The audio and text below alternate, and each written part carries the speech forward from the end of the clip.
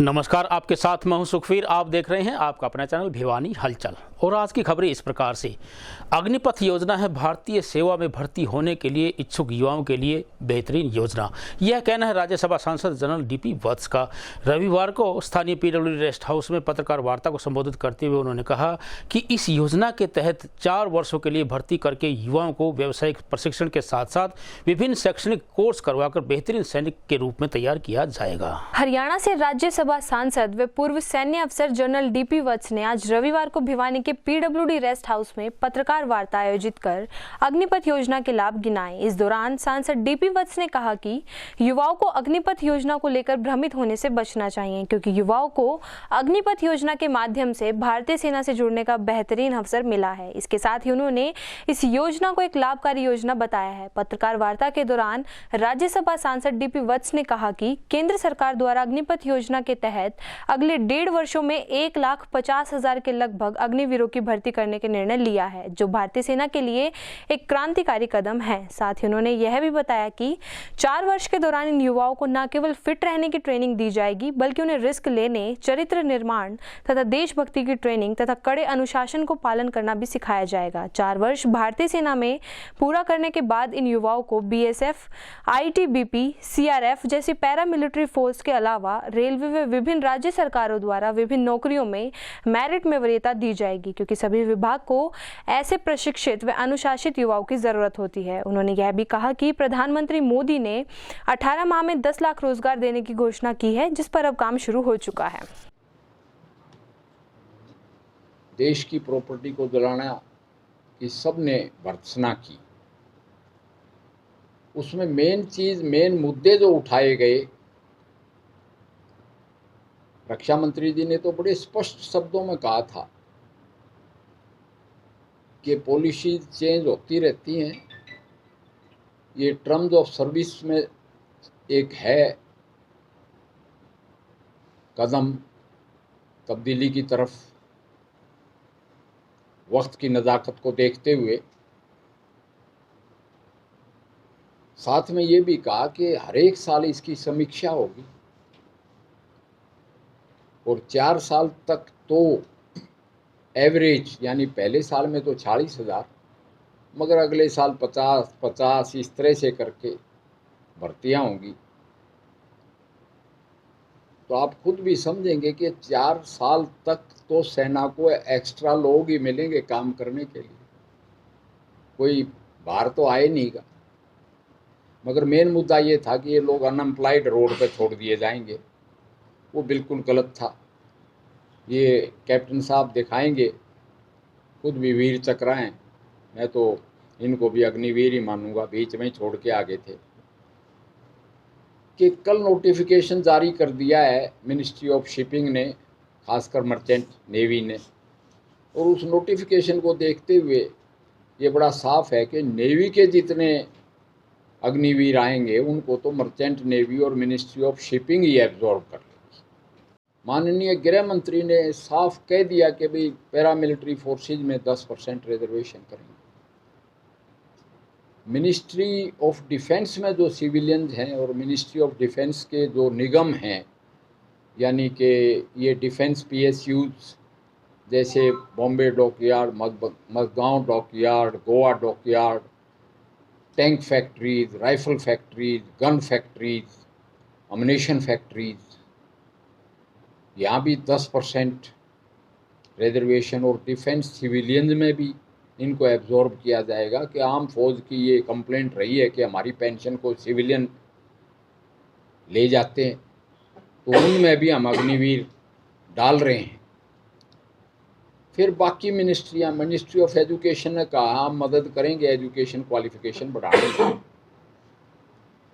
State ministries, यानी कि हमारे खट्टर साहब ने बोला कि हम किसी अग्निवीर को खाली नहीं छोड़ेंगे, स्टेट में नौकरी दे देंगे आते ही।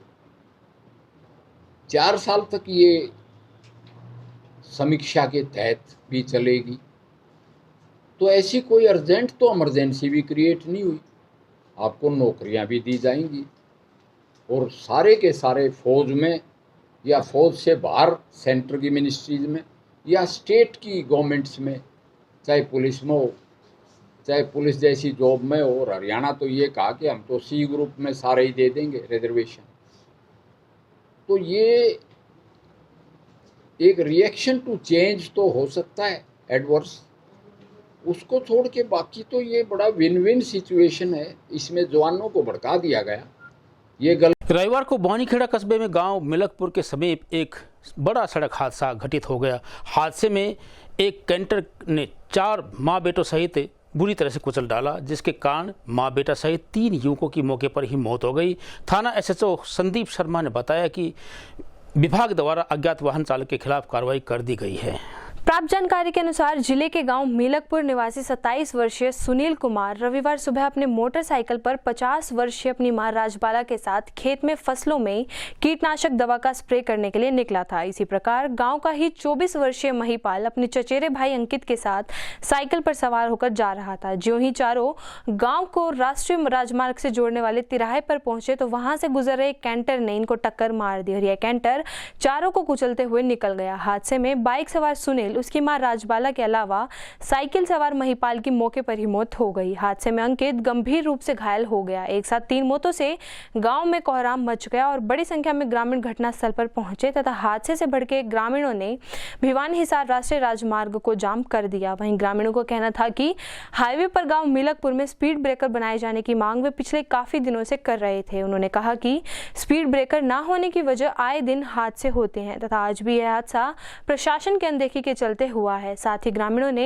मृतक के परिजनों को आर्थिक सहायता देने। वहीं थाना प्रभारी संदीप ने बताया कि पुलिस ने आरोपी चालक के खिलाफ कार्रवाई शुरू कर दी है। साथ ही ग्रामीणों ने मांग अनुसार खंड विकास एवं पंचायत अधिकारी ने ग्रामीणों की मांग को उच्च अधिकारियों से अवगत करवा लागू करवाने का आश्वासन भी दिया, जिसके बाद ग्रामीणों ने जाम को खोल दिया। और जो राजबाला है वो खेत में स्प्रे करने के लिए जा रहे थे और भिवानी की साइड से एक कैंटर आई और जो एक अंकित नाम का लड़का है और महिपाल नाम का लड़का है, वो भी दोनों पशुओं के लिए चारा लेने के लिए अपने खेत में भिवानी साइड जा रहे थे। कैंटर भिवानी साइड से आई और उन्होंने सामने से टक्कर मार दी, जिनकी 3 की मौके पर मौत हो चुकी है और एक आदमी हिसार निजी हॉस्पिटल में दाखिल है।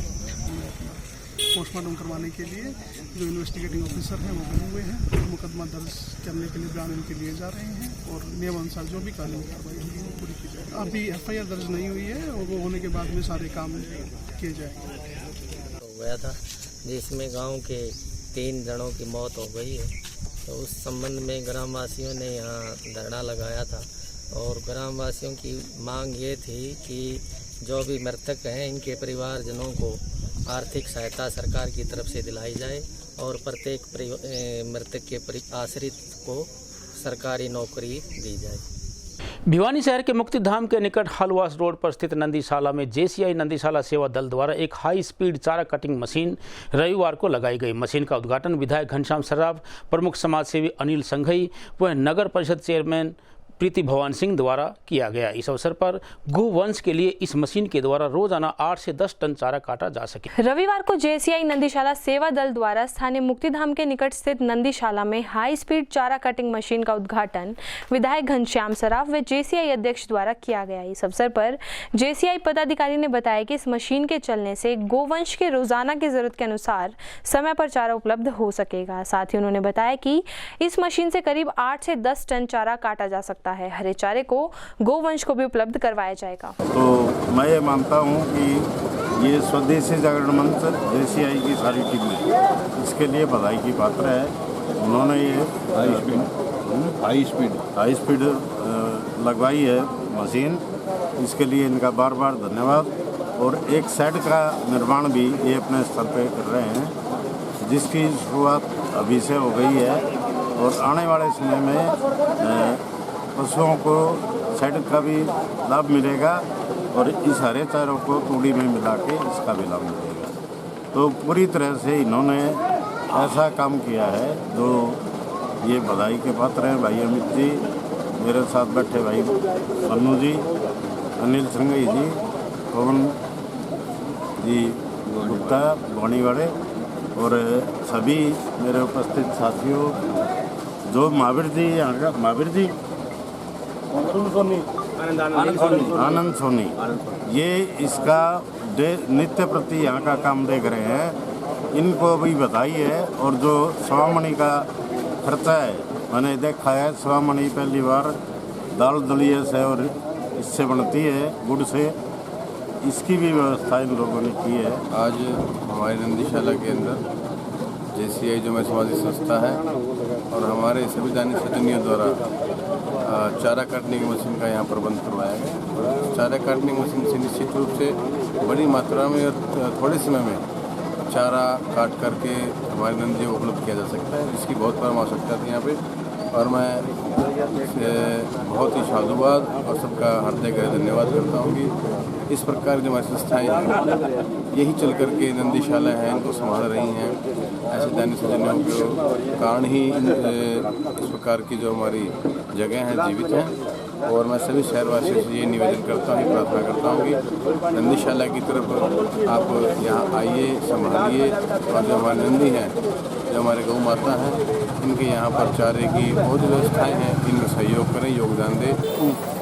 नंदीशाला के अंदर आज JCI नंदीशाला सेवा दल के द्वारा एक हाई स्पीड चारा कटिंग मशीन मंगवाई गई, जिसका आज उद्घाटन हमारे माननीय विधायक जी और चेयरपर्सन अपने भवानी प्रसाद जी और हमारे आज के मुख्य अतिथि अनिल जी संघई के द्वारा किया गया। यहाँ अक्सर देखा गया था कि आज जो तूड़े की जो कीमत है वो ज़्यादा है और सूखा तूड़ा यहाँ कमी रहती थी और हरा चारा थोड़ा सा आज रेट के अंदर 1 या 1.5 रुपये किलो चल रहा है। हरा चारा काफ़ी संख्या में आ रहा है, लेकिन क्या है कि कट नहीं पा रहा था, क्योंकि छोटी मशीन पे 1 या 1.5 टन मुश्किल से 1 या 2 घंटे में कट पाता है, जबकि यहाँ डेली की जो रिक्वायरमेंट है वो 80 क्विंटल की है डेली की हरे चारे की। तो हाई स्पीड मशीन यहाँ पे JCI नंदीशाला सेवा दल के सदस्यों और समाज के व्यक्तियों के सहयोग से मंगवाई गई और इस मशीन से 1 घंटे में तकरीबन 8 से 9 टन चारा काटने की इसकी क्षमता है। और इससे क्या होगा कि जो सूखा चारा हमारा ज़्यादा लगता था उसकी बजाय अब हरा चारा जो पशु की सेहत के लिए फ़ायदेमंद होता है वो चारे की पूर्ति होगी। अब JCI नंदीशाला सेवा दल के माध्यम से एक 7000 स्क्वायर फीट एरिया के अंदर एक सेट बनाने की मुहिम भी शुरू की जा रही है, जिसके लिए समाज के सभी संगठनों का, सदस्यों का, व्यापारी भाइयों का सहयोग लिया जा रहा है। इसकी अनुमानित लागत पहले चरण में 11 लाख रुपए है, जिसको समाज से इकट्ठा करके यहाँ पे बनवाया जाएगा। तो शाम कस्बे के गांव सिडान की महिला जब खेतों में पशुओं के लिए चारा काटने के लिए गई तो अचानक बिजली का करंट लगने से उसकी मौत हो गई। वहीं परिजनों की सूचना पर पुलिस ने मौके पर पहुंचकर रामरती का शव अपने कब्जे में लेकर उसका पोस्टमार्टम करवाते हुए शव को परिजनों के हवाले कर दिया। भिवानी के गाँव सिडान में करंट लगने से एक महिला की मौत हो गई। वहीं जांच अधिकारी ने बताया कि उन्हें सूचना मिली थी कि गाँव में रामरती पत्नी रामवीर जो पशु के लिए चारा काट रही थी, चारा काटते समय गंडासे में करंट आने से महिला की मौत हो गई। इस मामले में पुलिस ने परिजनों के बयान के आधार पर मामला दर्ज कर शव का पोस्टमार्टम करवाकर शव परिजनों के हवाले कर दिया है। ये जी आज सूचना मिली थी कि रामरती पत्नी राजवीर वासी सिडान बिजली का करंट लगने से मौत हुई, तो जिसकी 174 CRPC कार्रवाई अमल में लाई जा रही है। आज सुबह 6-7 बजे अपने प्लाट में हरा चारा भैंसों को डालने के लिए गई थी, वहाँ बिजली का गंडासा लगा हुआ था, उससे हरा चारा काट रही थी। तो हरा चारा काटते समय बिजली का करंट लगा, 174 CRPC कार्रवाई अमल में लाई।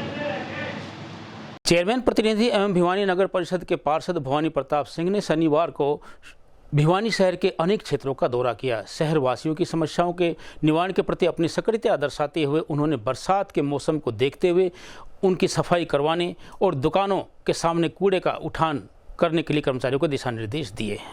चेयरपर्सन प्रतिनिधि व पार्षद भवानी प्रताप द्वारा शहर में बरसाती नालों के निरीक्षण हेतु अनेक क्षेत्रों का दौरा किया गया। इस अवसर पर दुकानदारों ने चेयरपर्सन प्रतिनिधि भवानी प्रताप के समक्ष अपनी समस्या रखते हुए कहा कि नगर परिषद द्वारा मानसून बरसात शुरू होने पर ही नालों की सफाई करवाई जाती है व नालों का कचरा निकालकर बाजार की सड़कों पर डाल दिया जाता है तथा कचरा गीला होने के कारण उसका उठान नहीं हो पाता। वहीं चेयरपर्सन प्रतिनिधि भवानी प्रताप ने कहा कि शहर की व्यवस्था को सुचारू रूप से चलाना ही उनकी प्राथमिकता है तथा जल्द ही उनके द्वारा शहर की समस्याओं को समाप्त किया जाएगा। मेरा नाम दिनेश है, मेरी दुकान है मनन गारमेंट सराय चौपटे में। यहाँ बरसाती नाले बहुत जाम होने के कारण पानी की निकासी 1% भी नहीं है और हम इसको चाहते हैं कि भवानी भाई इसको जल्दी से जल्दी इस समस्या का हल निकाले। आज भवानी भाई ने पहली बार दौरा किया है चेयरमैन बनने के बाद। हमने अपनी समस्या बता दी है, नाले की जो भी समस्या है, नाले साफ़ नहीं होते हैं, गंदगी फैली रहती है।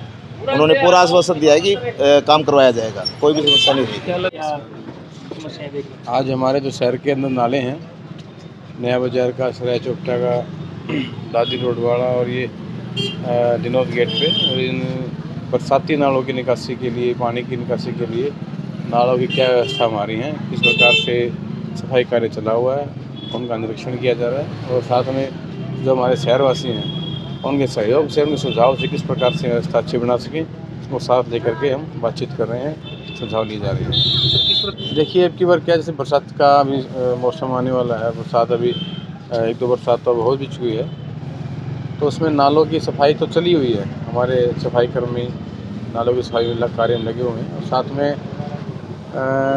कुछ एक नाले हैं जहाँ पे बाज़ारों के अंदर स्लैब है, चबूतरे बना रखे हैं, तो उनको सबको साथ लेकर के सहमति से कैसे सफाई की जाए, कैसे नाले अच्छी तरह साफ़ हो ताकि पानी की निकासी हो सके, इस बारे में उन्होंने तैयार करके जल्द से जल्द बरसात से पहले सारे नाले साफ़ हो जाएं, ऐसा काम कर रहे हैं। छोटी काशी के गीता मंदिर प्रांगण में गुप्त नवरात्रों के चलते 30 जून से 8 जुलाई तक जहरगिरी आश्रम के श्री महंत डॉक्टर अशोक गिरी महाराज के शिष्य भग्गू महाराज द्वारा करवाया जा रहा है श्रीमद् देवी भागवत कथा का आयोजन।